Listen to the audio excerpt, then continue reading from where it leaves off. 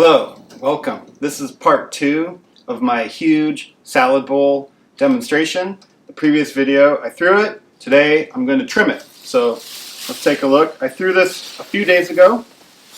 It has been drying. It's pretty hard. I threw it on a hydro bat, which is absorbent, and it does just come right off of that bat. So I know that the bottom is dry as well. So I have a huge bat here, and I'm going to flip this.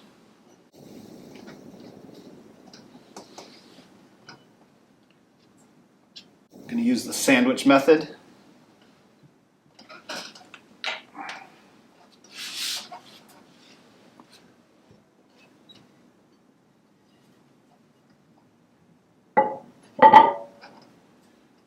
Okay.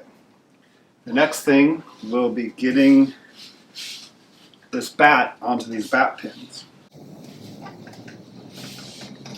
I've got a bat mate here. I find that that helps keep my bats from bouncing around too much.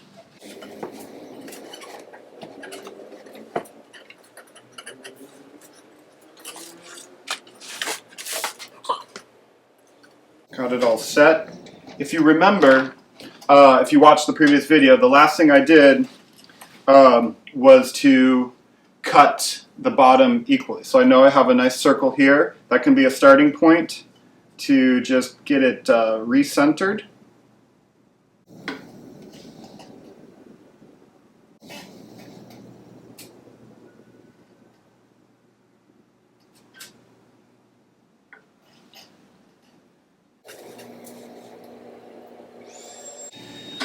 Okay, seems good.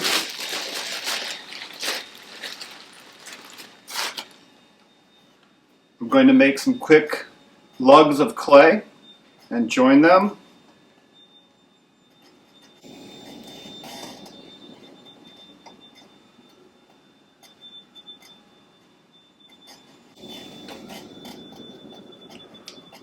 Four should be good, although for a big form like this, I'm going to go ahead and do 6 just in case one of them pops off or anything.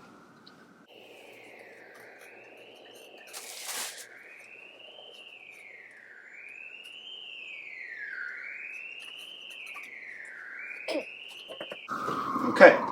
The next thing is to choose, how I'm going to trim this. I'd planned from the beginning to do what I call a pocket foot. So I'm going to see if I can make that happen. I might have thrown it a little bit too thin in the middle. What I want with a pocket foot, that's what I call it, or I don't know, a recessed foot, is I want the walls to come up, and then I want to have the foot kind of inverted into it. So you don't really have a foot ring sticking out, but you still have a nice even circle. So I'm going to take a big loop tool. I like to just have my middle finger ride on the center, and I just start trimming. My elbows are in, everything's in, anchored.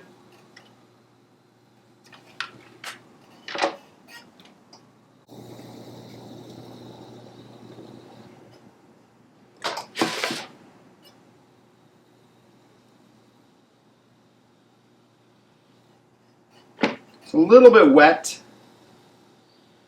Could have let it get drier.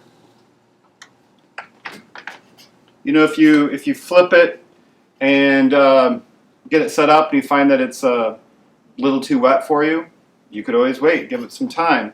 I'm going to go ahead and just see if I can make it happen here.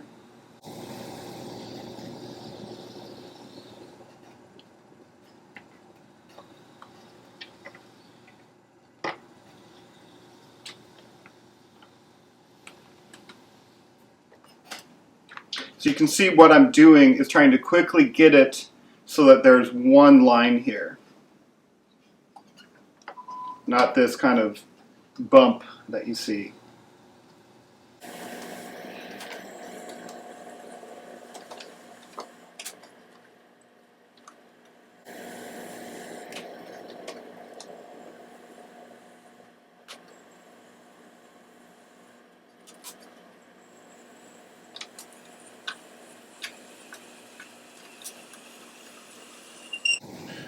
when I'm getting into the side here, it is nice and dry how I want. I wish the rest of it was that way. So, definitely could have waited longer. Probably, though, I would have wanted to keep it tented so everything dries evenly.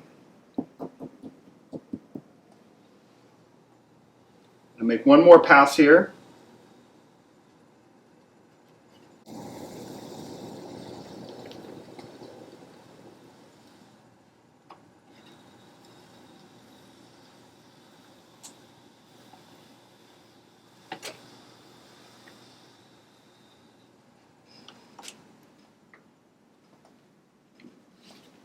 If you want, you can stop and check with a rib.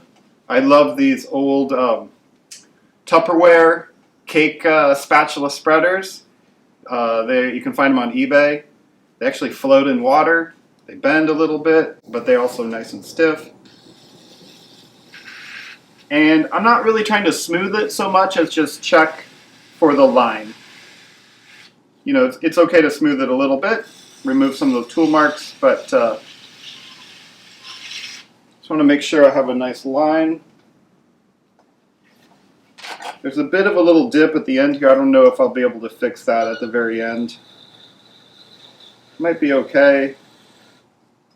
Kind of is what it is. Okay. The next thing is I want to make this inverted pocket foot, as I call it. So I'm, pressing on this, tapping. I know that I have a decent amount of clay. There is no give, no flex. So I'm going to just, start trimming it down. That's going to widen this foot ring. This would be a very narrow foot ring, but I'm going to trim it down and make it a little bit wider. So let me just start in the middle. Get that kind of started.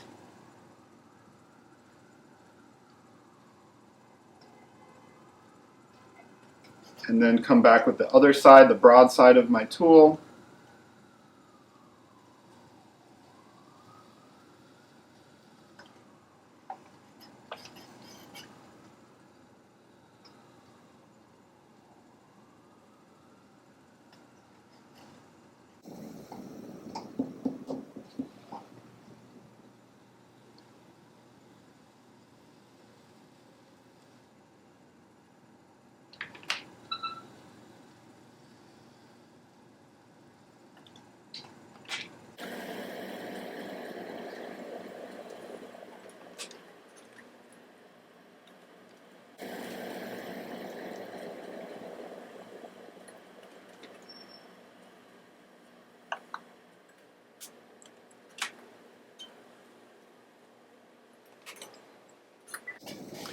I'm trying to just remove a little bit of clay each time that I make a pass, and then I stop and check. And if I press and there's a flex to it, I know that's probably about as far as I can go and I need to stop. So it's still hard. I still have some clay I can remove. I could go a little bit deeper. Each time I go deeper, I might be able to make this foot ring a little bit wider.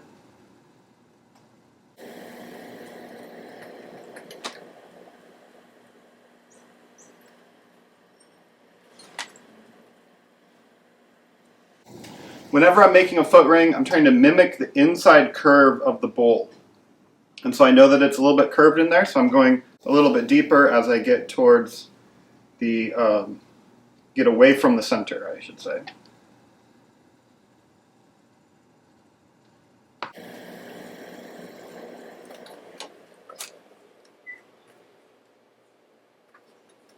Still no give, I can go deeper.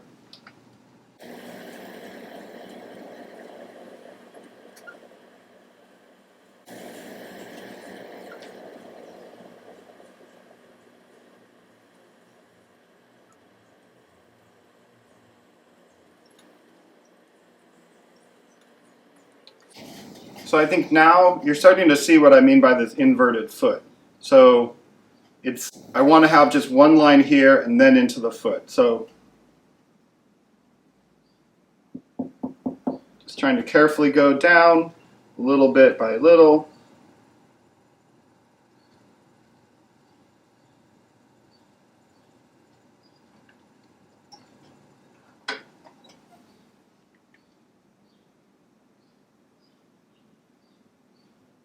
No flex. I'm going to go make another pass.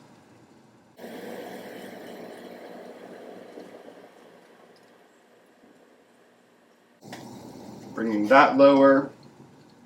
When I bring it lower, I can make it wider.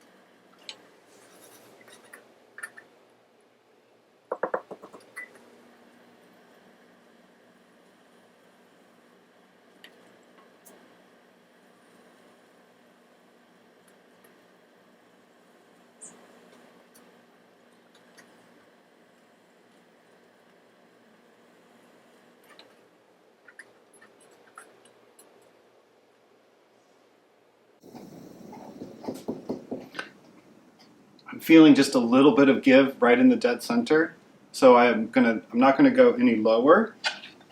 The challenge with these this type of kind of inverted foot is that you'll end up with extra clay around here. Of course, if you wanted just a traditional foot, you could trim it down. But what I'm going to do is see, hold something straight here and see how much room I have, and that way I know if I can remove a little bit more clay, which I'm going to do now.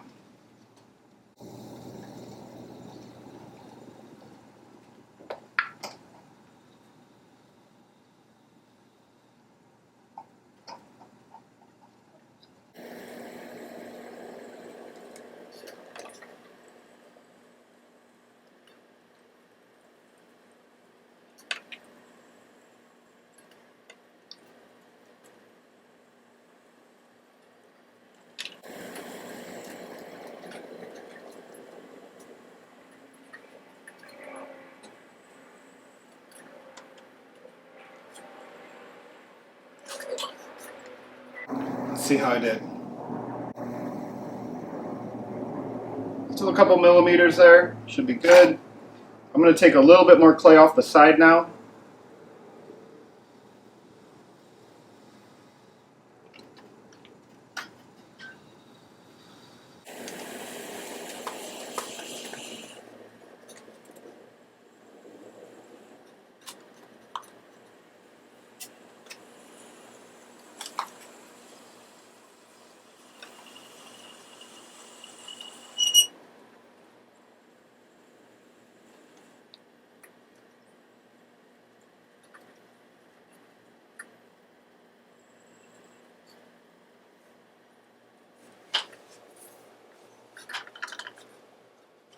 I ended up with a little bit of chattering from that last pass. If I don't, chattering is when you're bouncing a little bit. If you don't want that, you could try to go back over,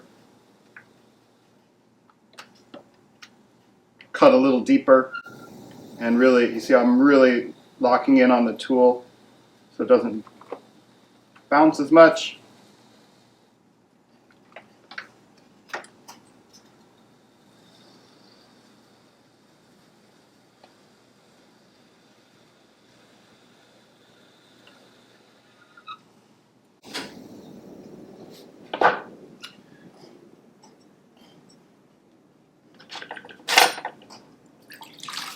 Next, I'm going to take a little bit of water. I want to remove clay. I'm just trying to smooth it out, add a little water, and then I'm going to use my finger to close up any pores, remove any throwing marks.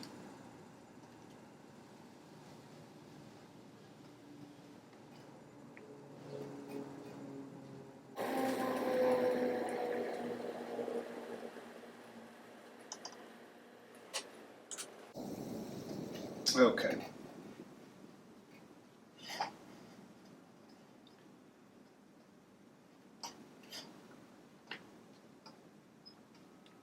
The last thing I'm going to do is see if I can fix this little bump here, and that's going to be by removing a little bit of clay. I don't have it anchored right now, so I'm going to be very careful.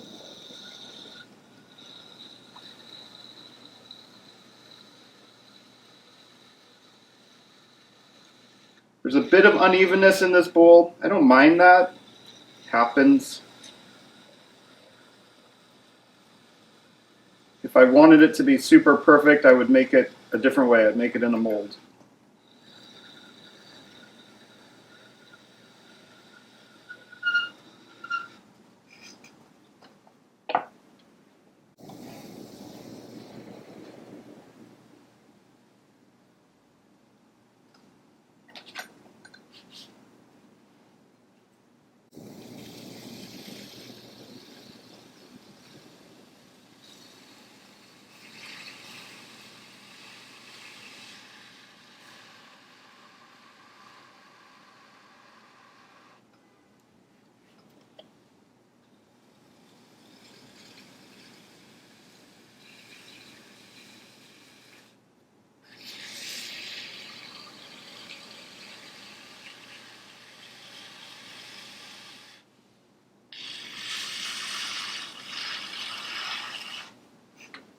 Okay.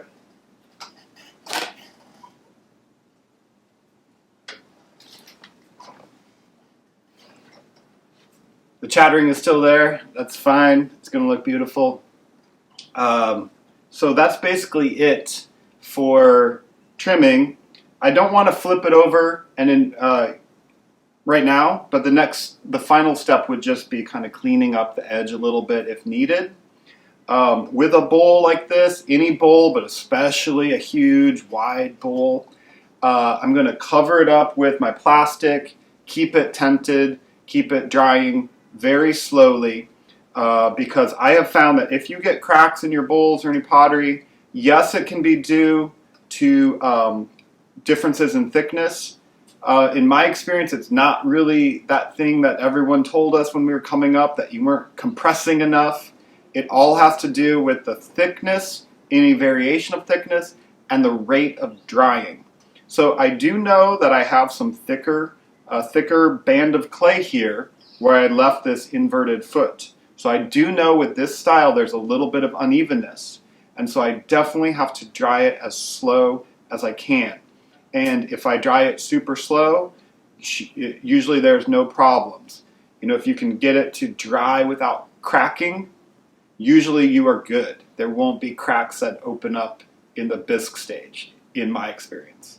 Usually I find that the cracking, if it happens in the drying stage. So do it slowly. So that's it for my huge bowl trimming demo. I'm going to put this in a playlist with the throwing demo and the sgraffito decoration on a large bowl, so you can see, you know, how I go all the way through all the steps of making a large salad bowl like this. Thank you for watching. Check out my other videos. I've got a bunch of them on my channel now. If you like it, please subscribe and follow along, and I will see you next time. Happy potting.